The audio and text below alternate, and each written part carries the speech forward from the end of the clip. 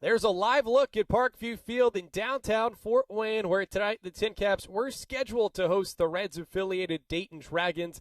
But, of course, last week, minor league baseball officially canceled the 2020 season. So instead, tonight, we bring you the Caps and the Dragons in video game form through MLB The Show. Hi, everyone, and a pleasant Thursday to you. I'm John Nolan. Tim Badgema is our producer extraordinaire, and Zach Webb has the controller in his hands, as he'll be playing with a Padres-themed lineup of TinCaps tonight against an all-star cast of Dragons alumni. So glad to have you with us. Hope that you're staying healthy and, for that matter, cool wherever you may be. It's in the 90s here in the Summit City. And actually, let us know where you're viewing from, whether that's on YouTube, Facebook, or Twitch. We'll try to interact as we go along here tonight. Hard to believe now, all of a sudden, just a couple weeks away from the MLB season beginning. And if you go to TinCaps.com, you can find the full list of 65 former TinCaps and even some Fort Wayne Wizards who were invited to big league summer camps. And that includes 25 in San Diego. Among them, Ryan Weathers, the Padres' number 9 prospect, the left-handed pitcher who we saw here at Parkview Field last year. He has a workout at Petco Park tonight, as a matter of fact. There's a chance we might be able to get him on the phone. But here's the lineup of Dragons that he'll be going against, and the lineup that the TinCaps counter with, as submitted by, we'll give credit to Anthony Contreras, the TinCaps manager from the last 4 years, who we do expect to have on the phone coming up in the second inning here this evening. But right now, let's get to it.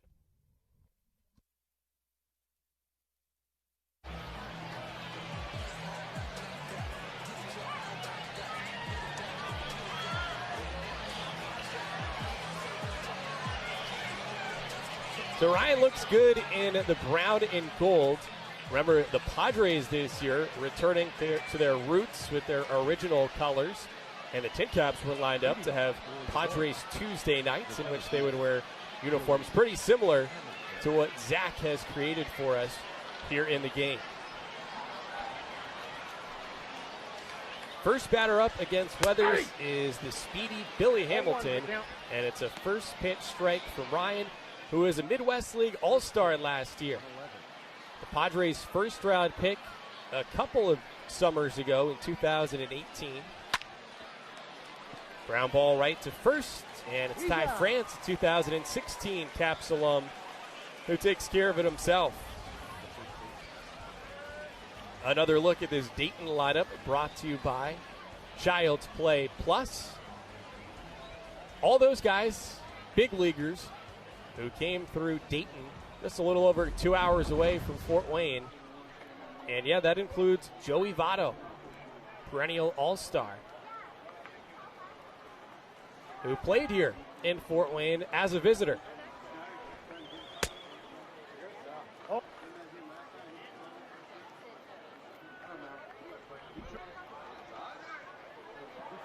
Votto is in Dayton back in 2003, also in 2004.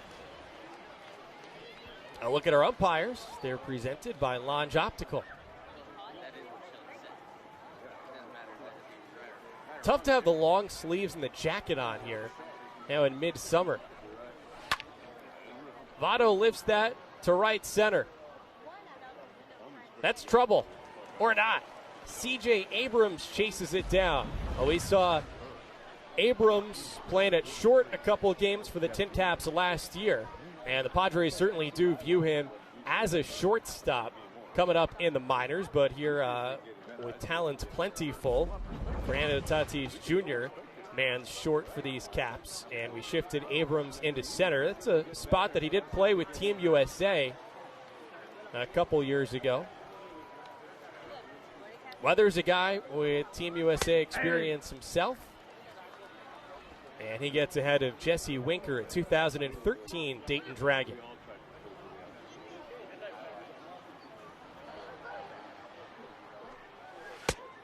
No, inside.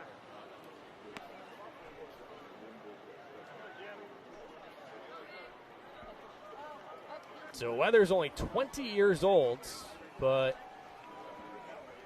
He is in summer camp with the Padres, along with Joey Cantillo from last year's rotation here for most of the season in Fort Wayne, and Abrams and Tucupita Marcano, who we have in this TinCaps lineup as well. 4 guys who are here in Fort Wayne for the better part of last year. Now, frankly, not in contention for a spot on the big league roster for the Padres this year, but with no minor league baseball season and limited opportunities for minor leaguers right now, it's still a chance for some of these top prospects to develop.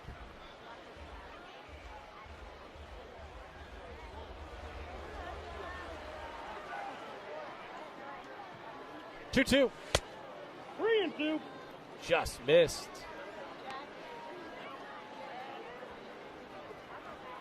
Todd Frazier hoping to get a chance here in this top of the first inning. Payoff pitch. Got him. Weathers with a 1-2-3 top of the first, punctuated by a strikeout of Jesse Winker. And at the end of a half inning, it's the Dragons nothing, and the TinCaps coming to bat next.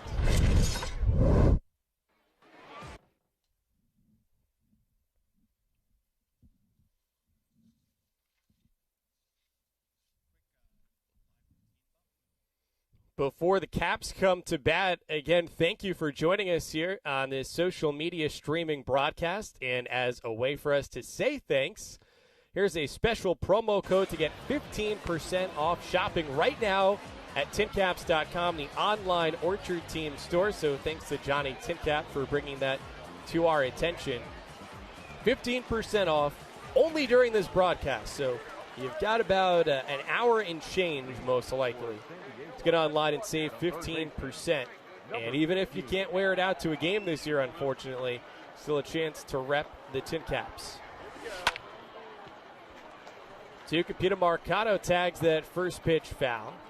And so Tucu, again, right there with Ryan Weathers and C.J. Abrams and Joey Cantillo, making the jump from Fort Wayne last year now to this big league summer camp.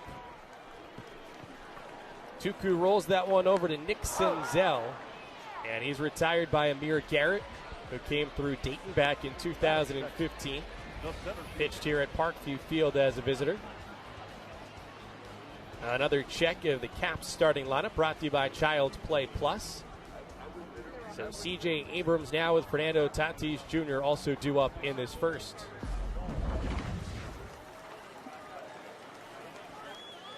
And coming up here, we'll have a chance to chat with a guy who's managed almost everyone on this TinCaps team on MLB The Show tonight, including Abrams for at least a couple games last year, and had a chance to work with him down in Arizona. We'll have Caps manager Anthony Contreras coming up.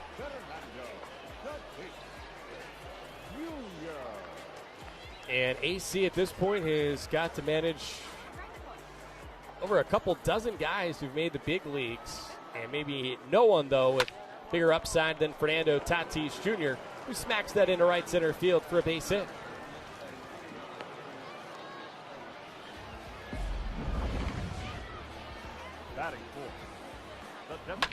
And can't wait to see Tatis and the Padres in action again, starting in a couple of weeks, or in the Padres' case, 2 weeks from tomorrow. They'll be opening up at home at Petco against the Diamondbacks. Luis Campuzano was here in the Fort just a couple years ago. Last year was the co-MVP of the California League with the Storm, but he pops out, and so it's a quiet first. Maybe the pressure, the stardom getting to Zach Webb. He was featured on Fort Wayne's NBC during the week, a little behind the scenes look at our broadcast here. Scoreless at the end of one, and now time for some fun with AC and the late Myron Noodleman.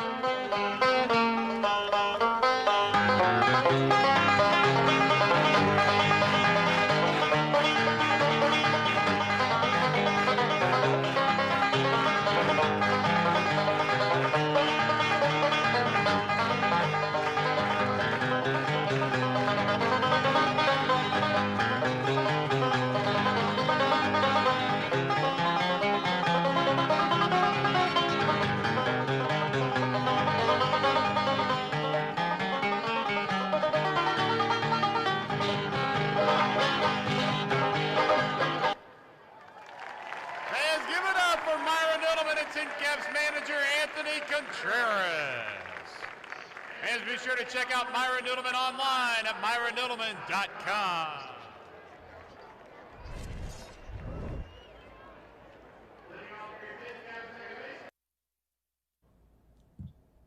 All right, cool. Yeah.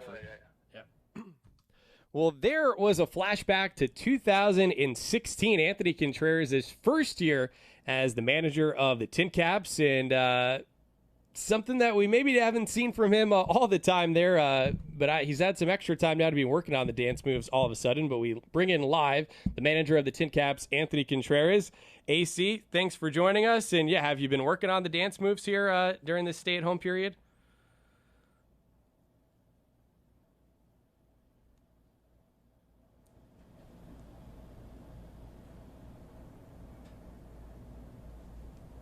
Hey, AC, are you still there?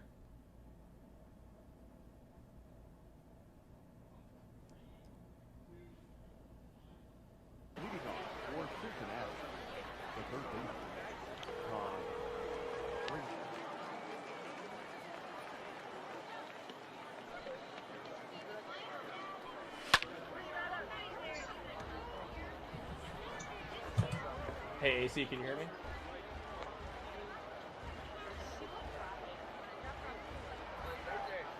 Okay, we're live now with TinCaps manager Anthony Contreras, who joins us on the phone from Arizona. And AC, it's great to chat with you. It was fun to take a look back at that video from 2016 of you dancing there with the late, great Myra Noodleman. Have you been working on those dance moves here during this stay-at-home period? That's funny that you say that. You know, my daughter is, she's a little dancer, and when you're home every single day and you're watching the same Disney dancing videos over and over, you know, you can't really help yourself, but she usually drags me into the living room and I have to do some dancing with her. So yeah, I've actually been practicing a little bit. Well, if it works out that we're able to have you managing here in Fort Wayne next summer, we look forward to seeing the development that perhaps you've made as a dancer over the years. But yeah, this is certainly a different summer than usual for you. Really the first in your adult life that you're not managing or playing yourself as a pro. So how have you been here over the last 4 months or so? I've been good. I've been real good. Definitely an adjustment time and an adjustment period for, you know, everybody, but, you know, you make the most of the circumstances, and, you know, you take the positives out of everything. And, you know, me being able to be home for the first time, you know, in a long time, and be able to spend Easter and 4th of July and, you know, to see friends and family that I usually don't see during the season, it's been a blessing. And, you know, just trying to make the most of the situation just like everybody else. Yeah, well, besides helping your daughter with her dance lessons, and I bet playing some ball in the backyard with your young son too, what have been some of the family activities that you've been able to fit in? Well, being from Arizona, you know, the weather's pretty hot here. It's getting up there, you know, when temperature today is about 112. So a lot of time at the pool, you know, a lot of time, you know, just trying to cool off and stay productive, doing things around the house. You know, with all the protocols and everything that's going on, you know, you pick and choose when you want to go out in public and do things like that. But for the most part, you know, just enjoying the time at home with the kids and enjoying the time with the wife, and, you know, just making, like I said, making the most of this opportunity to spend some quality time. Well, and we thought it was hot here in Fort Wayne today, or for a while now at this point. It's been a steady run of days in the 90s, and currently feeling like 99 here after 7 o'clock local time, but it's still nothing on the heat down in Arizona. In terms of indoor activities, do you play any baseball video games, or seeing the TinCaps play here and the shows that bring back any memories of you as a kid maybe playing baseball video games? Yeah, I wasn't a huge video game guy late, you know, as I started in my pro career, you know, but earlier on, you know, it's kind of the old school stuff, the Nintendo, you know, even go back, I had some experience playing Atari and things like that. But, you know, baseball, I didn't really play too many baseball video games. I was a big Madden 99, Madden 2000 guy and things like that. But, you know, it's pretty cool to sit here and watch, you know, just the advancement and, you know, technology and the way things look now on these video games, and to see players that I've managed now, like, on these games, it's pretty cool. Yeah, just about the only detail of the game that is not super realistic probably is the coaches, because I don't think we've been able to create a real AC. I mean, you see Ryan Weathers right there. That looks pretty darn close to the real thing. But from time to time, they'll flash a shot to the dugout or to the coaches' boxes, and we have not been able to duplicate you. That's perfectly okay. Like let the attention be put on the players as it should be. But if you can figure that out, by all means, go ahead. Just do your best to replicate it as best as possible, I guess. Yeah, well, that is your typical style. They're being selfless, not wanting the attention on you. Although right now, one person here in Fort Wayne who misses being able to put the spotlight on you would be our good friend Brett Rump, who's tuned in watching on Facebook and chiming in that a good way to stay cool right now is to have a lot of ice cream. And we know if you do have maybe one little sweet tooth to, otherwise quite disciplined, it would be a sweet tooth for ice cream. Have you had your fill so far? Oh, buddy, you have no idea how much ice cream I've had, since I've been home. It's hard to find Bluebell ice cream, in other places in Arizona, but we make the most of it when we're here, and we stock up when we can. Probably not something I want to brag about, but definitely the wife texted me and saw my favorite flavor come back in stock, so I made her buy 4 half-gallons just so I would have enough just in case they ran out soon. Well, in case there are any generous TinCaps fans out there who want to maybe send you one, what's your favorite flavor? Ooh, the new flavor that came out is called Milk and Cookies, but I can do anything from Rocky Road, cookies and cream, anything Bluebell is all right with me. Okay, well, there you go. Send that down to Peoria, Arizona to find the way to AC. How about a cherry on top for a guy who you managed at a couple different levels? Ty France with a home run, powered by our video production intern, Zach Webb, to give the TinCaps an early lead here. And AC, just on that note, it was awesome to see Ty get to make his big league debut with the Padres last year. And you had managed him not only here in Fort Wayne in 2016, but at the short season level when he was a rookie out of San Diego State in 2015 with Tri-City. What was it like getting to manage Ty? Yeah, Ty's one of the original guys that I came up with in my coaching career. And like you said, started off with him in 2015 in Tri-City. And, when I think back at that team and how successful we were, he was one, if not the biggest piece of that group. Obviously his performance, but just the way he, held that clubhouse together. He's definitely a likable teammate that goes about his business the right way. And, obviously then I think he was our number one first baseman, playing every single night, producing offensively and defensively for us. And you've seen him grown tremendously throughout his career. And it's not a surprise that the work that he put in and the time and effort and the way he is got up to the big leagues. And, I wish him all the best, and hopefully, going forward, he can stick with that group up there and make an impact with the San Diego Padres. Yeah, and so now guys like Ty and here Gabe Arias up to bat, they are at Petco Park taking part in the Padres summer camp.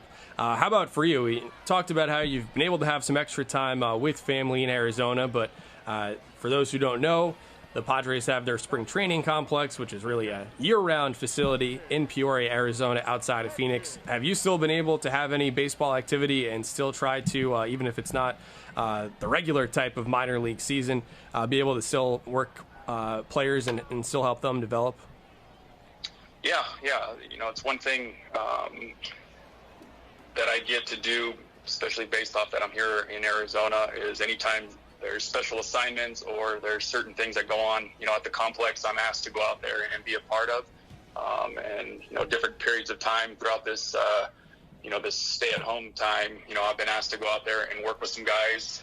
Before Gabe and Tuku and some of the other guys went down to San Diego, I was out there working with just those guys, as an infield coach and getting those guys ready, with their ground balls and their hitting and things like that. And, then once they took off, I kind of took another little break. And right now I'm going back out to the field, pretty much every day in the morning, trying to get Jorge Oña, who obviously was an old TinCap, get him back to full speed so that he can hopefully join, that 60-man group down in San Diego soon. Oh, that's great. And last week we had Blake Hunt, another Padres prospect who was with the TinCaps last year. And talking with Blake, he mentioned how the Padres player development staff has been really tremendous over the last few months in terms of having regular communication with players, even if not in person, virtually, and having meetings. He was talking about how for him as a catcher with the group of catching instructors, and from time to time he said, you've been a part of that. So, yeah, what has it been like keeping in touch with guys through Zoom and other methods that you weren't typically used to, but now have kind of become the new normal? I'm very impressed with the direction that the Padres, are going and taking advantage of this circumstance that we're in right now. And they've done a great job of continuing the development of not just the players, but, of ourselves, coaches, coordinators, front office, and he's right. It's been nonstop pretty much since we, left spring training, where we meet anywhere from 3 to 4 times a week, virtually on Zoom or FaceTime or something like that, where, we're discussing topics from a player standpoint, from a coach's standpoint. We're trying to develop ourselves to get better every single day, so that when we, get back to baseball, we're one step ahead of the curve, and we're continuously trying to, piece this puzzle together from both aspects to try to, put together a winning organization that's going to win a World Series championship one time. Yeah, and I know you've mentioned in coming back here in past seasons how you typically use the offseason as a time to try to continue to hone your skills as a manager, as a player developer, and sometimes that could be through reading or talking with other experienced coaches. What's an example of something that you've been able to still try to train yourself at here of late? There's so many good coaches, not just in baseball, but just in sports in general. And when you do research on those guys and you listen to podcasts and you read books and you see videos of all of them, you try to pick out the common ground, and you try to see what, these guys do to be successful. And, you learn from them, you write down a bunch of notes, you try to, like I said, piece that puzzle together, to hopefully gain an advantage or an edge in my coaching career, so that, next year, wherever I'm at, I'm doing a better job than I did the year before of developing players. And like, that's nonstop. We can never consider ourselves finished products, and I think that's one thing that drives me, every single day is,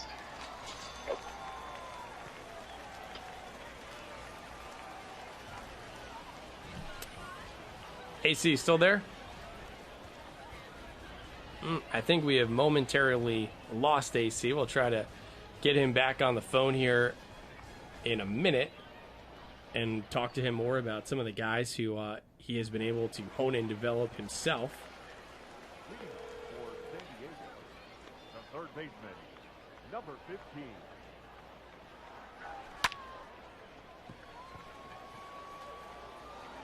Tuku lifts that one to right field, and he's retired, and we've got AC back with us now.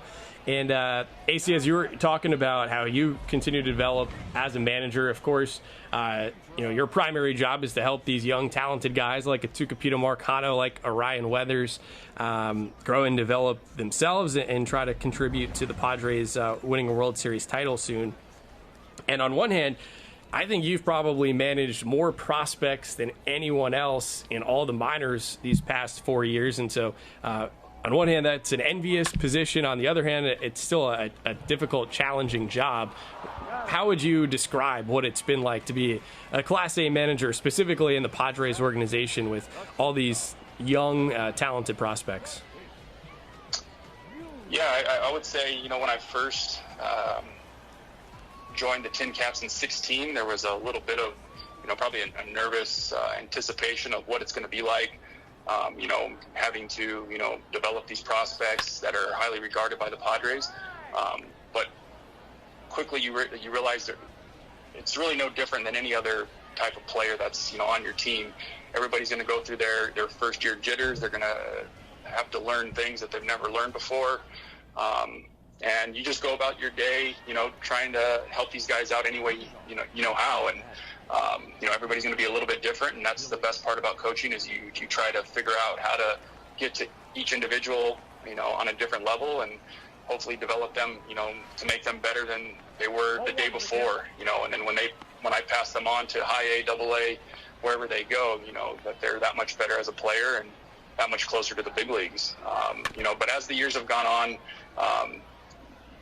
that there's going to be challenges, there's going to be ups and downs, but you take it for what it is, and you just teach these guys the game. And something I'm a huge guy on is learning how to be a pro, and that's kind of my fallback every time I get a group of guys is, can I teach these guys how to be good professional baseball players on and off the field, and how to treat the game with respect.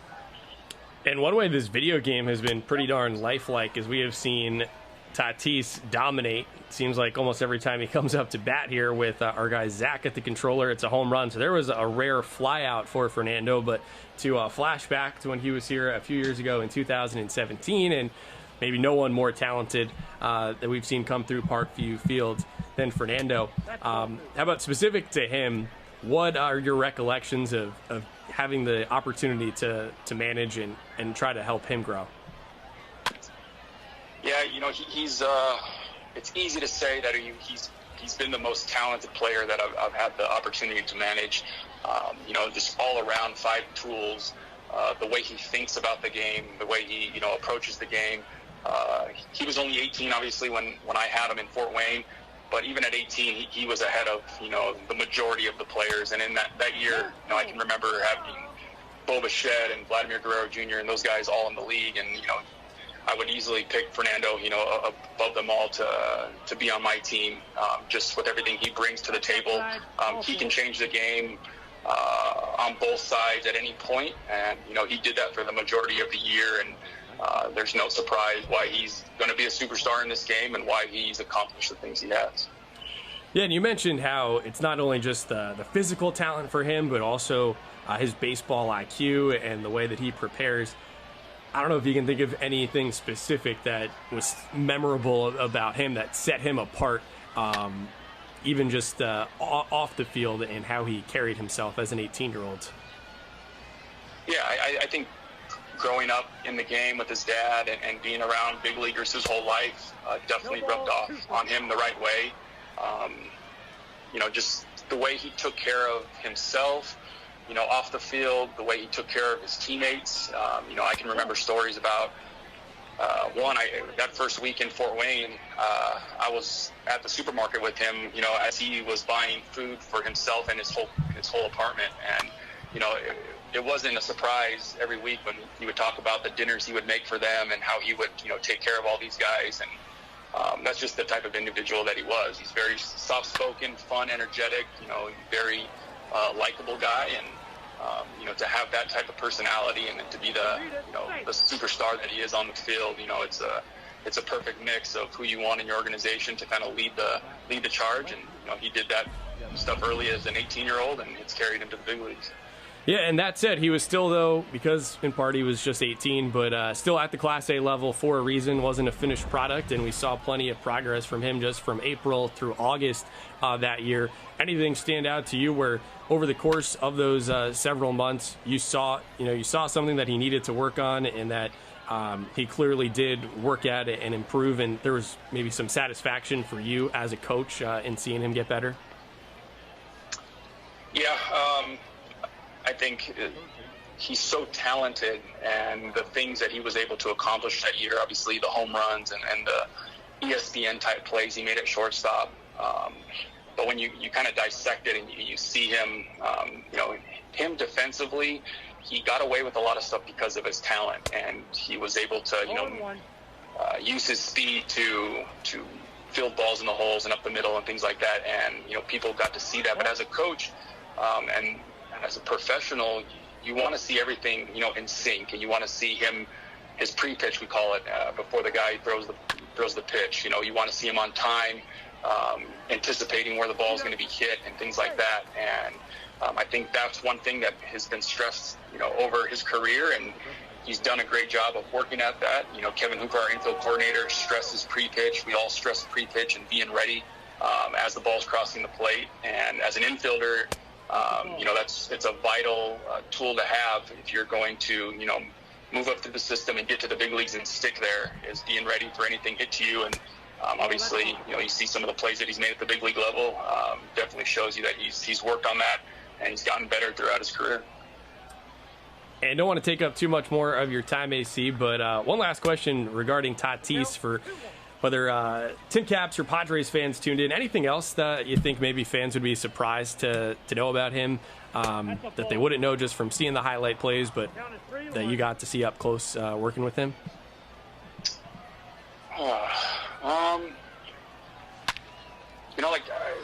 There's nothing spectacular, I would say. He's God-given talent. He's a great person as just a human being, and the way he goes about his life and his business and his family and things like that. When you're inside a clubhouse and you have a guy like Fernando who speaks Spanish, who obviously is going to relate to the Latin community, but then can bridge the gap between an American player and a Latin player, is huge.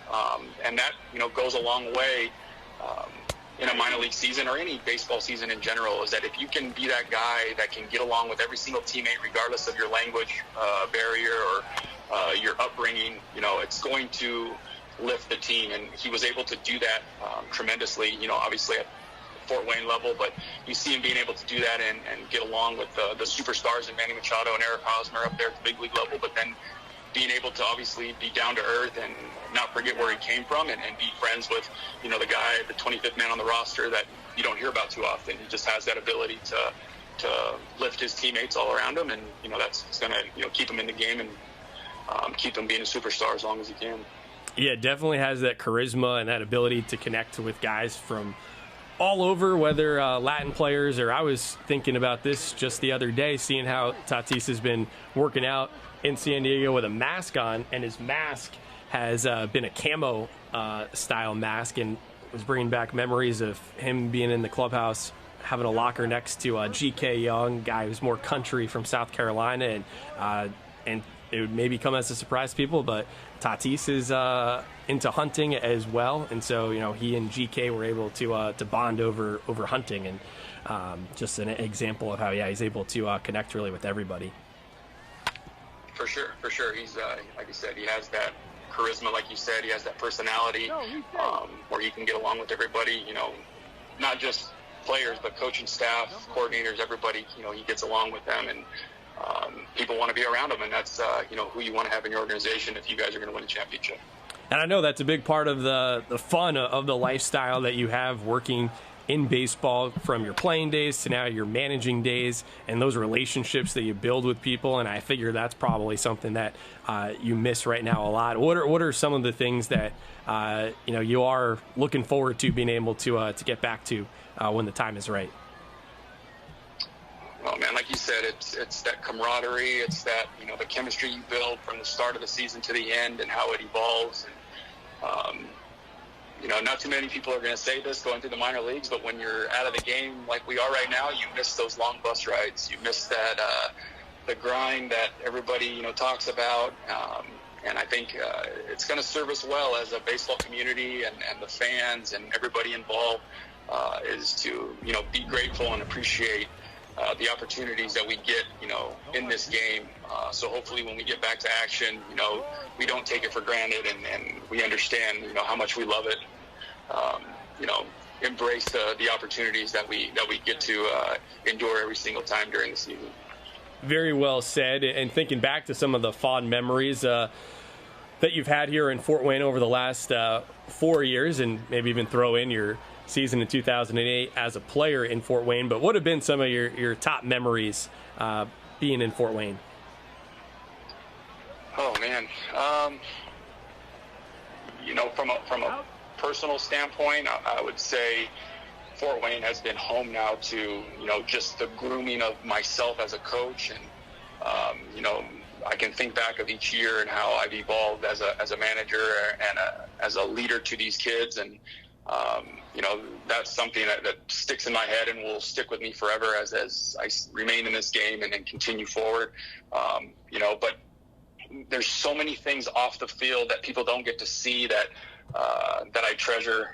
The relationships I got to build with my coaching staff, Bert Hooten, Jonathan Matthews, Johnny Carvalho, guys that I've been around, for numerous years now. And then obviously the players that I get to stay in contact with. I get to see them, live out their dream at the big league level, and to know that I had a small part in that development and in that process.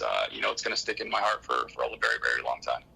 Yeah, and we can only hope that right now somebody is keeping Swirly, Sam Lewis, the clubhouse manager, in check without you. No, Sam's doing good. I actually talked to him, yesterday or a couple days ago, and he's another one. It's guys like that. It's guys like Sam Lewis who, I've got to see grow, and from my first year there, and how he was an assistant to now he's our head guy, and he's out here in Arizona sometimes during spring training and during instructs and everything like that, grinding it out with the best of them. And he's a close friend of mine that I've, again, been able to grow a relationship with. And that's the part of this game that, you can't trade for anything. It's those relationships and that camaraderie that you build with everybody. And hopefully Swirly's maybe working on his baseball skills right now, too, because not sure if you saw a highlight from last night. The Dodgers had an intra-squad game, and for at least part of it, they had one of their clubbies out in left field, and there was a fly ball that hit to him, and not only did the guy named Chico catch it, but there was a runner at third who did not tag because they said that everyone knew that Chico was throwing a C to the plate. So maybe that could be Swirly down the road, too. Wow, don't give him that opportunity. I think right now he's working on his golf game and enjoying that a little bit. So we'll just kind of keep it at golf, and then we'll see where that goes from there. Yeah. And AC, any message to fans out there who are miss seeing you in the dugout, coaching at third, and being a part of the community? I don't know how many people are actually missing me out there, but definitely missing baseball right now. My message would be just to everybody be as safe as you can, do your part to get through this thing as safe as possible, and to be patient with the baseball community. I know people behind the scenes are working hard to, piece this thing together, and as much as I want to get back, I know how bad the fans want to get out there to Parkview and to every, baseball stadium around the country and get back to some normalcy. But to understand that we got to do our part, and get this thing taken care of before we can get back to the game we love the most. Yeah, great message. And I know everything's very fluid. Do you know if you perhaps would be going out to Lake Elsinore to be part of the so-called taxi squad that'll be working there and training while the big league season is rolling? That's a good question. As of right now, I haven't heard anything. I'm doing my thing in Arizona, obviously. That's where my duties are right now, is to help right now Jorge Oña in Arizona get ready to go and meet those guys down in San Diego. And obviously there's a lot of protocol and circumstances that play into those decisions with, the pandemic and everything going on in California. But I'm ready when they're ready, but like I said, right now I'm making the most of my time at home with my kids and my family, and doing what the Padres want me to do out here right now. Good deal. Anything else to share with us? Not much. Hope everybody's healthy and doing well, and just know that I miss everybody out there, from the on-field staff, the behind-the-scenes front office, you guys, and the media and things like that. I definitely cherish those times with you guys, and cherish it even more now when you're not involved. But hope everybody's doing well and is being safe out there. Yeah, well, certainly have appreciated having the chance to work with you in recent years, and I'm missing that opportunity now, but great to catch up with you. It's been great to see you appear a couple times, at least on TV around here in Fort Wayne and in the newspaper too. So thanks again, and all the best to you and your family. Thank you, John. I appreciate that. And, anytime you guys want to get on and do this again, I'm more than willing to. It's been fun. Okay, thanks, AC. And we're going to remember that when we hopefully have the chance to talk to you more often and you get a little worn out from all the questions coming across. But no, this was really fun, and always appreciate your insights. Sounds good. Appreciate it, John. All right, see you, AC. All right, buddy. See ya. There was TinCaps manager Anthony Contreras joining us live on the phone from Arizona, while sadly, you see Parkview Field here sits vacant, but the show goes on for us in MLB The Show with the TinCaps and the Dragons here in video game form. Fans, drink attention. Left field, it's time for today's Midwest American Federal Credit Little Mermaid Sea race. Let's cheer on our contestants. Heads on those bats. On your mark, get set and spin. The men up there don't like a lot of blabber. They think a girl who gossips is a bore.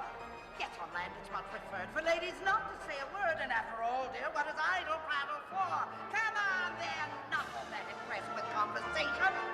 True gentlemen avoid it when they can. But they don't intrude on a lady who's withdrawn. Who thinks our mermaids are dizzy yet? Come on, you poor unfortunate soul. On your mark. Go ahead.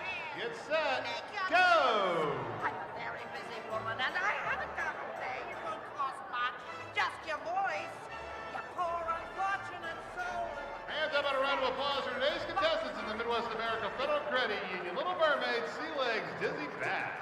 Take a breath and go ahead and Midwest America Federal Credit Union, providing personal and business banking, first and second mortgages on. The second baseman, Gabriel. Part of the fun here at Parkview Field. And those Princess Nights have really become as popular as any theme, right up there with Star Wars Night as an annual tradition, at least once, if not more, here for the TinCaps. No, hey. Fort Wayne and the brown and gold here tonight, a Padres-themed edition. And how about that, a triple for Gabriel Arias. And that evokes memories from his time here in 2018, in particular in August of that year. And see, that's a little bit, I was going to say it looked a little bit like AC, but instead Ty France coming out of the dugout there as Arias triples off of the 2015 Dragon, Amir Garrett. But Arias came up to bat late in the game in late August in 2018 at South Bend. He was a triple shy of the cycle, and what do you know? He got that triple to right center field. And it was the first cycle for a Fort Wayne player since the inaugural season in 1993. And there's a productive out for Austin Hedges, the 2012 cap, with a sac fly to plate Arias, and the TinCaps retake the lead. If you've been joining us on Thursday nights here this summer, going back to April, you haven't always gotten a tight ball game here. In fact, it was opening night on April 13th here when the TinCaps hosted the Dragons, and that was a close one-run game for most of it. But otherwise, our guy Zach Webb, with the controller in his hands, has been a juggernaut. So this is a rare competitive game here midway through. Back to the top of the lineup now, and Tucapita Marcano flies out to Billy Hamilton for the second out.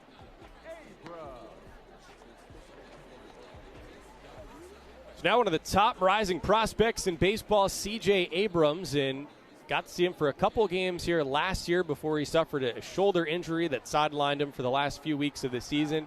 And now, who knows where he'll be in 2021, but right now at the Padres summer camp at Petco Park. And so Garrett gets him to ground out to Didi Gregorius, and through 5, it's a one-run game. And right now, a chance for us to remind you that while you can't come out to a TinCaps game this summer and get your favorite ballpark food, the TinCaps do have meal kits available. Coming up next week, stay tuned for news for the latest menu, and you can order online at tincaps.com. And we're talking not only your traditional baseball game fare like hot dogs and brats, pretzels, popcorn, but mix in some healthy stuff too, some vegetables, some grilled chicken, really a gourmet menu from the executive chefs here at Parkview Fields. Top of the order for the Dragons against Ryan Weathers. MLB.com rates him as the number 9 prospect in the San Diego farm system, which at this point is considered the second best farm system in baseball behind only Tampa Bay. And who knows, that could be changing now, not factoring in the most recent draft class from last month. Weathers, a former Tennessee Gatorade Athlete of the Year, and now the newest first-round pick for the Padres, Robert Hassel III, a guy who followed right after Ryan as Tennessee's Baseball Player of the Year. like Ryan, who is committed to Vanderbilt, Hassel was committed to become a Commodore too before signing with the Padres. And not only did the Padres get Robert Hassel III, but part of the reason why San Diego was considered to have as strong of a draft as anyone was that in the third round they got Cole Wilcox, starting pitcher out of the University of Georgia, who a lot of folks had scouted as a first-round type of talent, but the Padres got him in the third round, and to lure him at that point, he got a record signing bonus for a third-round pick, more than a couple $1 million. Joey Votto stays alive, and it's 0-2.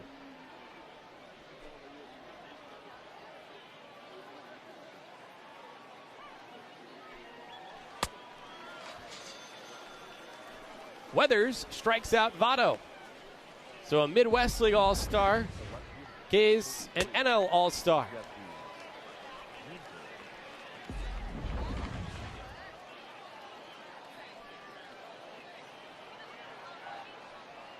We were talking with TinCaps manager Anthony Contreras a bit about Fernando Tatis Jr., and part of what makes him a star player is his upbringing in the game. Of course, the same goes for Ryan, whose dad David spent more than a decade in the big leagues. And so, like Tatis Jr. got to grow up in big league clubhouses in a way, so did Ryan. Matter of fact, he's got a connection to the Dragons. It was back in 2008 when Ryan's dad, David, then in the show with the Reds, had a rehab in Dayton, which is only about an hour away from Great American Ballpark. And Ryan served for a couple games as a Dragons bat boy.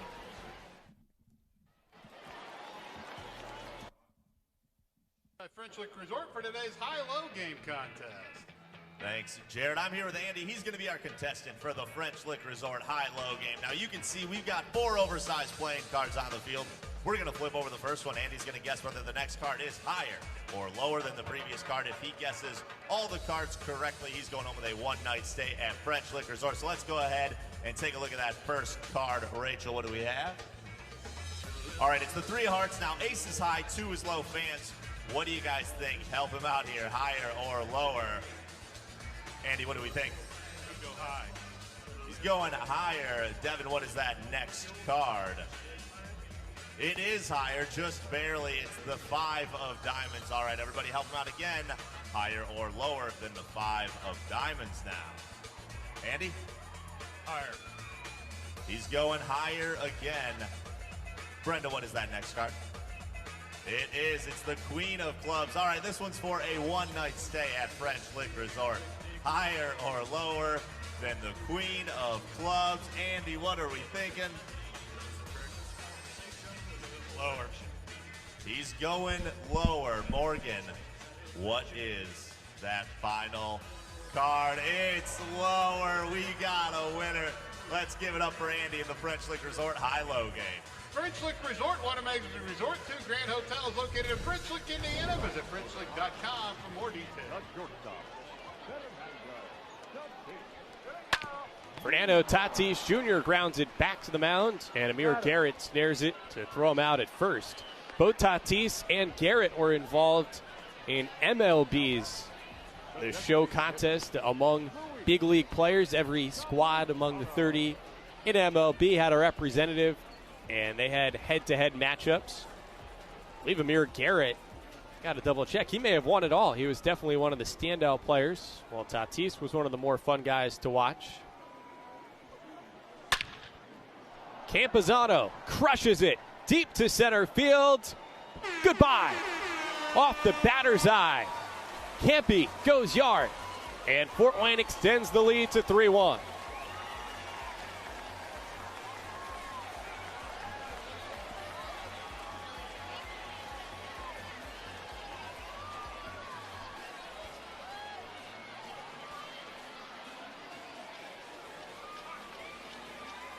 Campazano, a second-round pick for the Padres in 2017 out of Augusta, Georgia. And 2 years ago here in Fort Wayne, we saw him smacked 3 home runs, but then he had a real breakout season at the plate last year with the High A Lake Elsinore Storm. Hit 15 homers while batting .325 with a .396 on base percentage, an outstanding .906 OPS.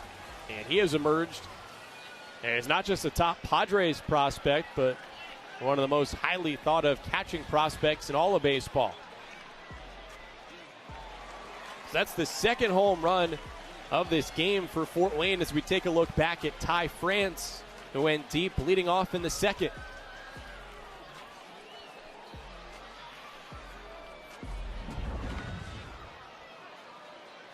And now here's France again.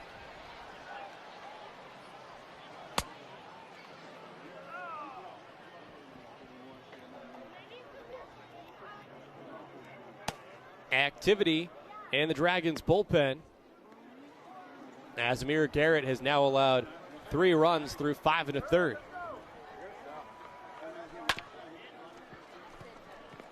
To short, and Gregorius gobbles it up with the throw to first, 2 away. Now batting, number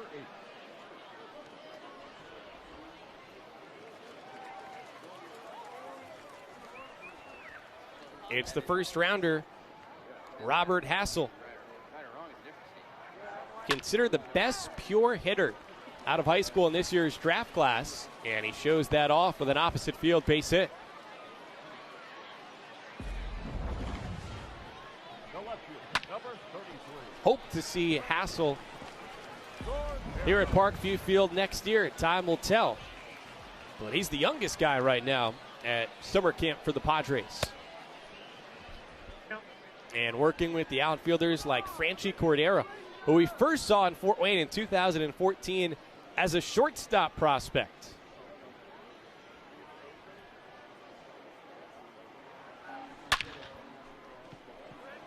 Franchi hits that deep to left field, and it's off the fence. Hassel has excellent speed. He'll hold at third. It's a double for Cordero, and the TinCaps have a couple in scoring position. Little Mochalo chop from Franchi. Franchi, one of the most light guys to ever come through Parkview Field. Said he was a shortstop in 2014, that year just a teenager, and struggled both offensively and defensively. After about a month, he was sent down, returned in 2015, again got off to a slow start, especially at short, and it was at that point in time that the Padres actually decided to transition Franchi to become an outfielder with his tremendous speed. He's one of the fastest players in all the big leagues now at this point, and what makes him such an exciting young player is that he has about as much power as anyone, too. Unfortunately, he's been hurt now for the better part of the last couple years, and so we haven't seen all of his tools on display for a sustained period. Gabe Arias pulls that to left field, down for a hit, and then some. End of the corner, 2 score with 2 outs, and the TinCaps are breaking it open. Well, Arias tripled his last time up, now with a double. One of only 2 players in franchise history to hit for the cycle, and he's sniffing it again here.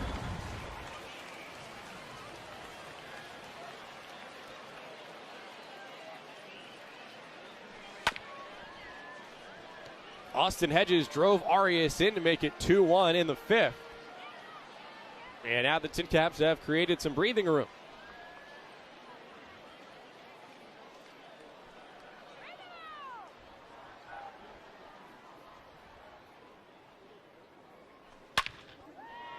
Hedges in the air, deep to left.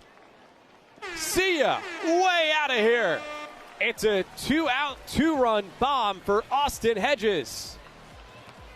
And you'll almost wonder if our guy Zach Webb, who's playing this game, it's not being simulated, he's got the controller in hands as he just settled into a groove, or maybe this is where some of the critics would perhaps speculate that there potentially was a mid-game adjustment of the settings. Hard to know.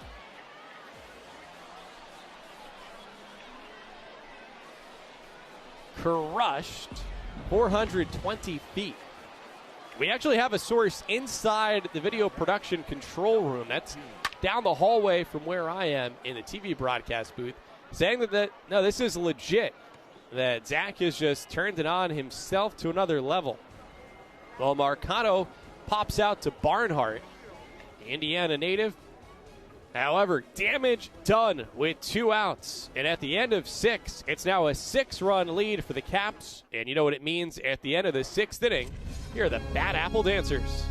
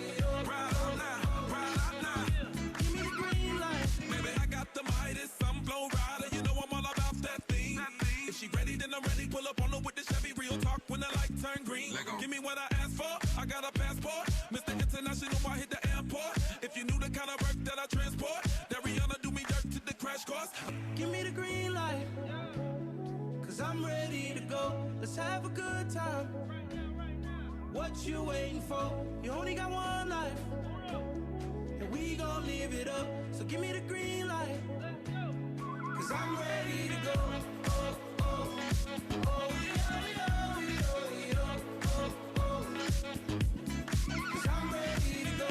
Oh, oh, oh, yo, yo, yo, oh, oh. Give me the green light. Red light, green light. Everybody take a shot. Red light, green light. Leading off for the Reds, the third baseman, Todd. Well, in person or just a flashback, always fun to see the Bad Apple Dancers do their thing. Entertaining to see Ryan Weathers do his thing on the mound as well. Matched up here against Todd Frazier. Frazier was with the Dragons coming up in the Red system back in 2008. And that's when Ryan, for a short stint while his dad was there rehabbing, got to be a Dragons bat boy. The batter, the designated hitter, Edwin Encarnacion. Seeing Hassel there, the Tennessee native, like Weathers. And as soon as San Diego selected Hassel, Ryan on Twitter was quick to give a shout out, saying he's excited to become teammates with Hassel, and hopefully those guys can go all the way from Tennessee to Petco Park together. I guess in a way they already have as part of summer camp.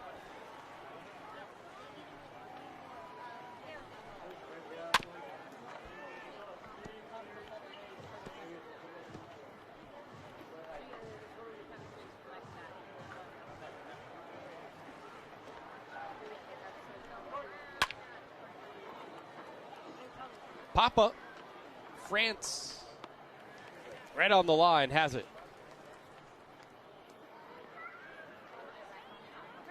Now batting, the shortstop, Didi Gregorius.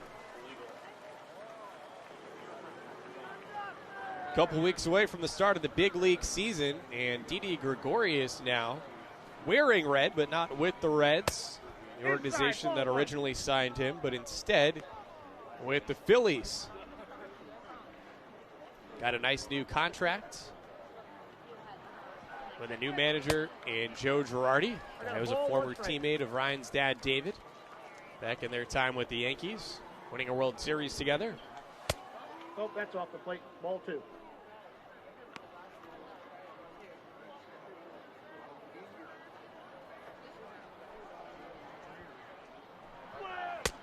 As we've put together these super teams of Midwest League squads, I think the Dragons alumni stack up there really with just about anyone. At least their lineup does. Gregorius goes down looking at the curveball. It's a called third strike. Another K for Weathers, and now it's time to stretch.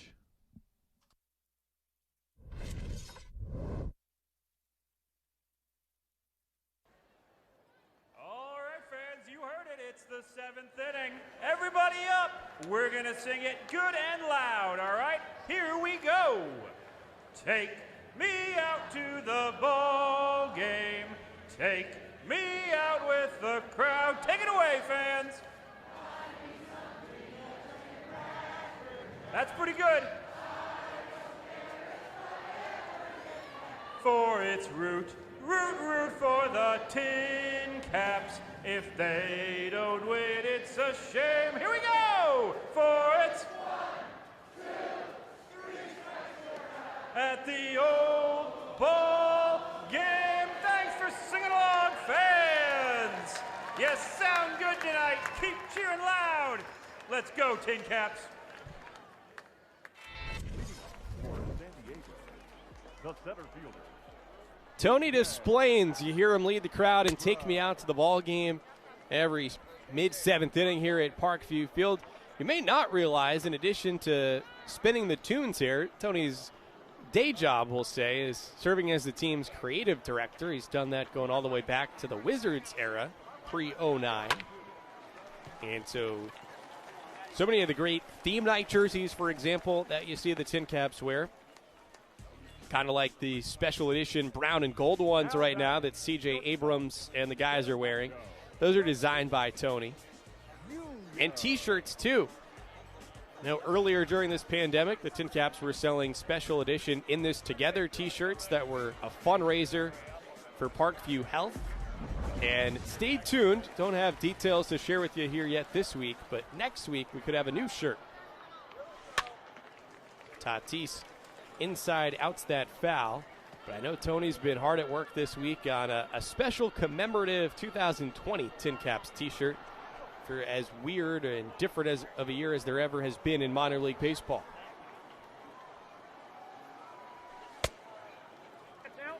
Keen eye for Tatis. It's 1-1.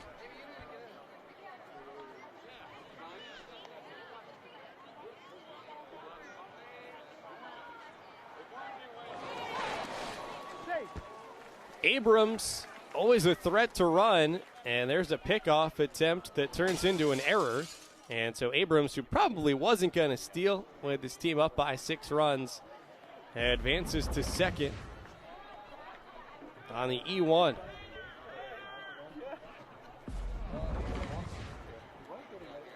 So a runner in scoring position for Tatis.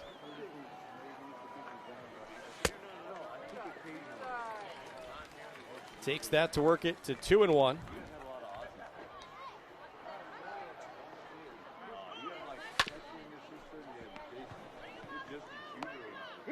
Frazier Devato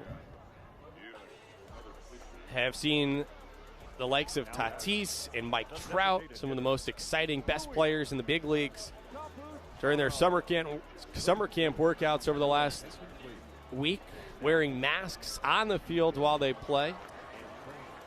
And more, a reminder of the importance of wearing a mask when out in public and in crowds.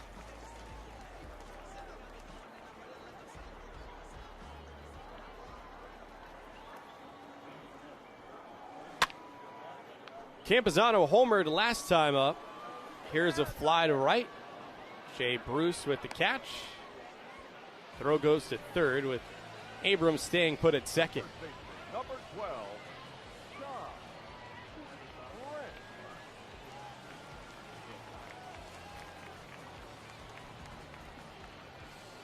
Ty France started the scoring in this game back in the second with a solo swat.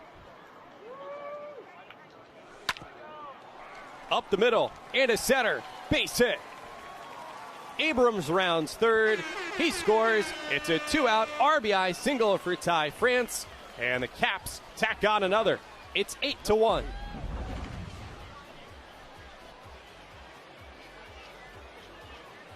New pitcher, and France goes 5-hole.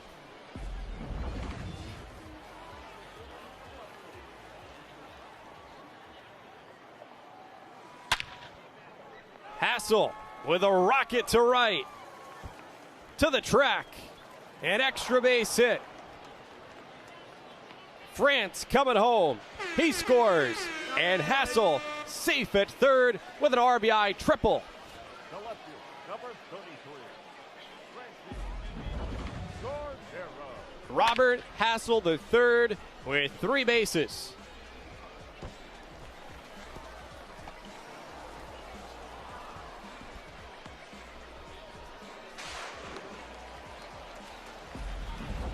Says he likes to model his swing and stance after Christian Yelich.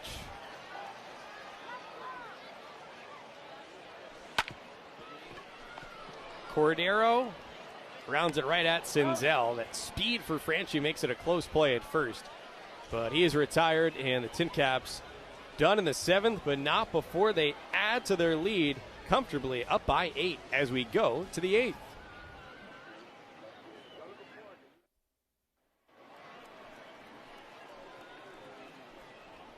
Leading off for Cincinnati, the right fielder, Jay Russo. Well, Ryan Weathers right now at the century mark for his pitch count, but he stays in there here because, hey, it's a video game. Let's have some fun. And a chance we might be able to get Ryan on the phone here towards the tail end of our broadcast. He had a bullpen session tonight and then a lifting session after that. So not sure it's going to work out timing-wise for him to phone in. But just like it's been cool to hear AC or CAC in local media here in Fort Wayne, Ryan's been very generous with his time appearing on the Sports Rush with Brett Rump on ESPN Fort Wayne, featured in interviews on Fort Wayne's NBC as well. Hello to Austin, tuned in not from Austin, Texas, but from Plano, Texas. Glad to have everyone watching with us here tonight from all around the country. And yeah, we are going to treat you to a post-game fireworks show. Maybe one of the moments where it really kind of set in how different this year is in Fort Wayne without a minor league baseball season, and for that matter, without just the traditional 4th of July fireworks put on by the city of Fort Wayne, was being here at the ballpark last Saturday with no fireworks show going on at 10 o'clock and an empty ballpark after we've seen so many record-setting 4th of July crowds here in Fort Wayne. The head-to-head comparison between Amir Garrett and Ryan Weathers here tonight. What an outing for the 20-year-olds from Tennessee. 11 Ks for Weathers. And right now, pitching into a point of the game that we never had the chance to see him do as a TinCap last year, or a few starts towards the end of the season in 2018. Trying to push through and still locating for a strike.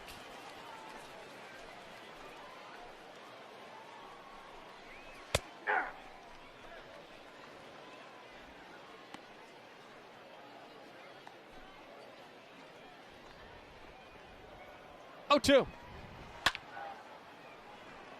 Out to right. Hassel has it. 2 away.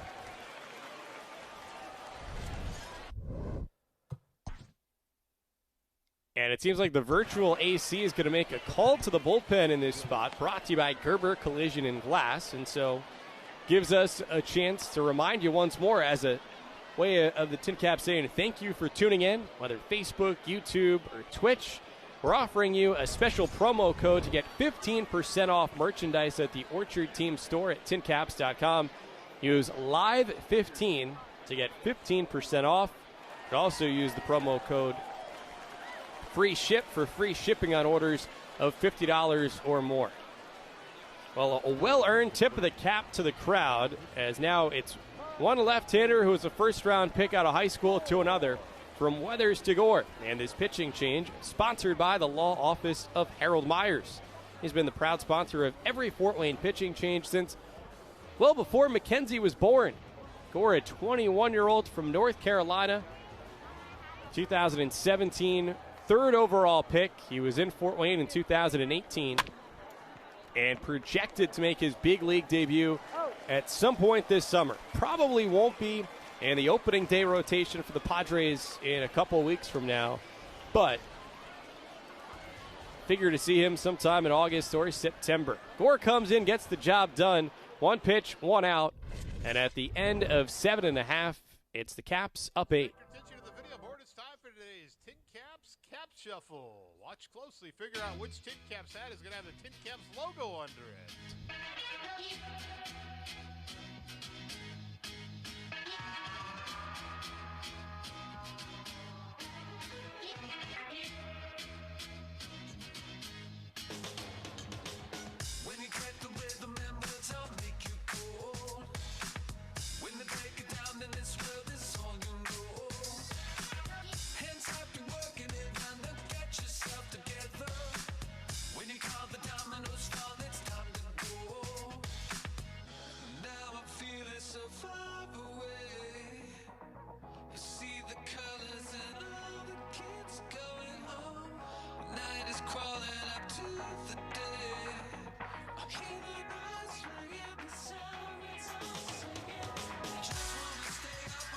If you pick 2, you're a winner tonight of the TinCaps Cap Shuffle. Congratulations.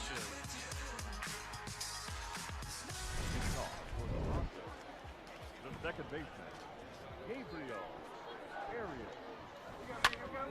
Well, at this point, the TinCaps don't need insurance per se, but a chance maybe to pad the stats. Gabe Arias has a couple extra base hits in this one. Here, though, grounds out to Didi Gregorius at short. And fans maybe remember Arias playing shortstop here throughout the 2018 season, and frankly, he might be a better defensive shortstop than even Fernando Tatis Jr. And last year, it really started to come together for him offensively with High A Lake Elsinore, too. Here in spot in big league spring training back in spring. He's out. And Arias in summer camp now. Now back, number 15.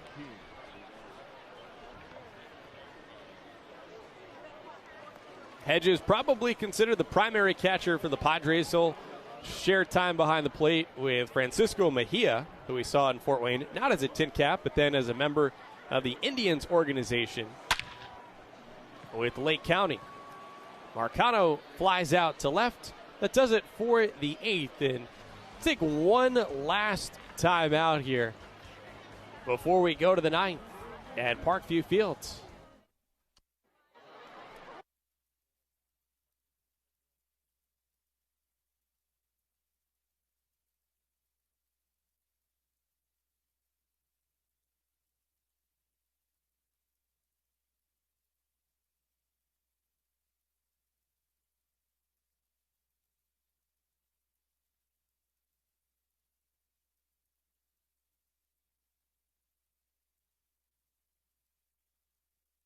Leading off for the Reds, the first baseman, Joey Votto.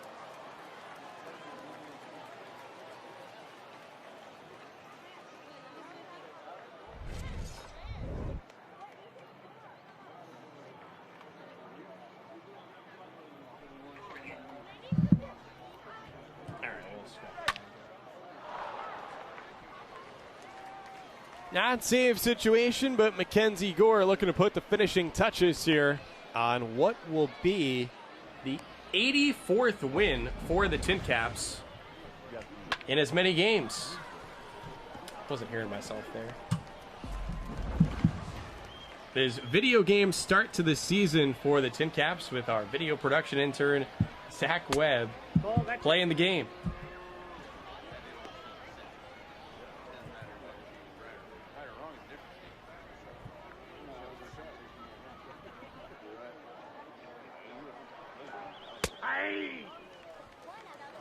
One ball, one strike.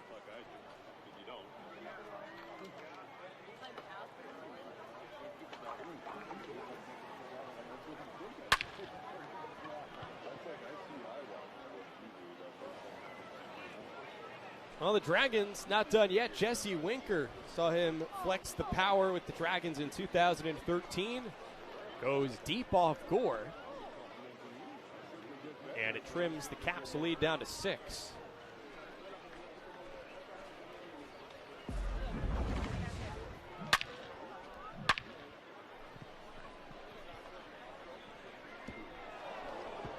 Too little, too late, though, it would appear, for Dayton. Now back, third base, Todd.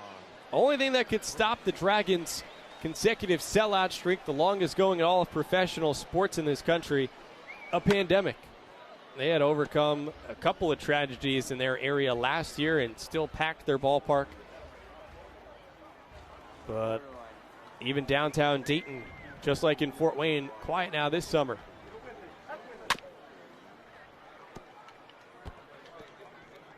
McKenzie pitched in Dayton a couple years ago. One notable matchup he had was a start against Hunter Green, top pitching prospect for the Reds, who was the second pick in the draft, one spot ahead of McKenzie in 2017. And both guys have the amazing claim that they were on the cover of Sports Illustrated while in high school. Gore was the Gatorade Male Athlete of the Year in 2017.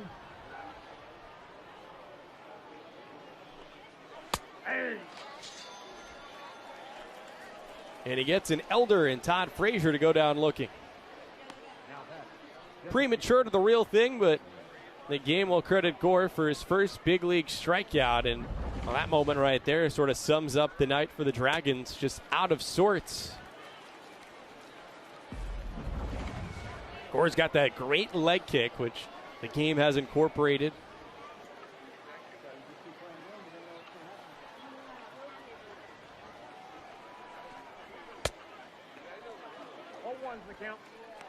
And he can locate that fastball in the mid-90s. Against Edwin Encarnacion. He's with the White Sox now this season. They had an intra-squad game earlier today in which Encarnacion went deep and still has that patented home run trot that's really caught on in recent years, where he has an imaginary parrot perched on his arm while he rounds the bases.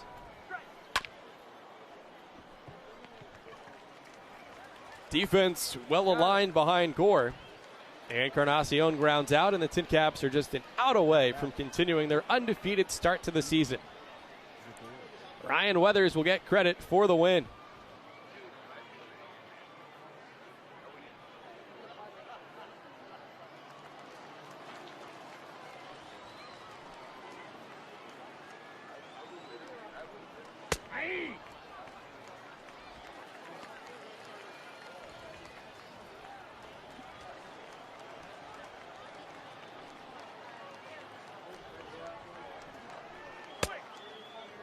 Oh, and 2. 4-2 is the count.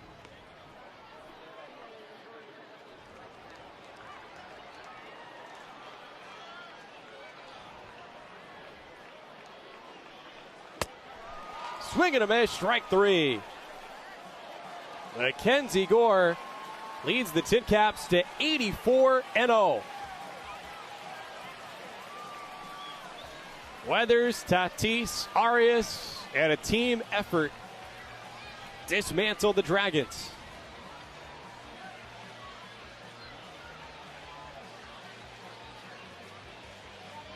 Once again, plenty of fun to have some fashion of TinCaps baseball to bring you here, streaming on social media. Thanks so much to anyone who tuned in here to spend part of their Thirsty Thursday night, presented by Rudy's, and you have a cold drink and a affordably priced one at that nearby here for the rest of your evening.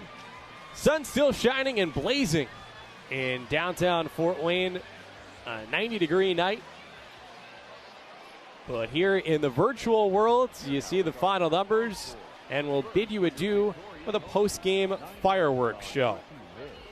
But before we do that, one final thanks. This is John Nolan saying thanks and so long for Tim Badgema, our producer, and Zach Webb, our assistant producer and video game player here on PS4. I'm John Nolan saying thanks for watching, and until next time, enjoy the fireworks and go TinCaps.